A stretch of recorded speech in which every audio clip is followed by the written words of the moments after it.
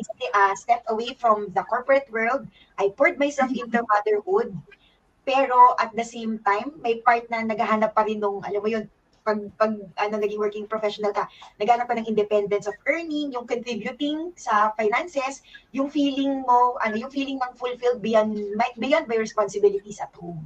Kasi, syempre, habang lumalaki yung pamilya, lumalaki din yung needs, right? So, that's when we discovered digital entrepreneurship. That was way back 2019 when my daughter was just around 1 year old, but turning 2 pa lang siya noon. And honestly, it really opened a completely new path for our family. Kasi binigyan kami ng opportunity personally, binigyan ako ng opportunity to be present for my daughter.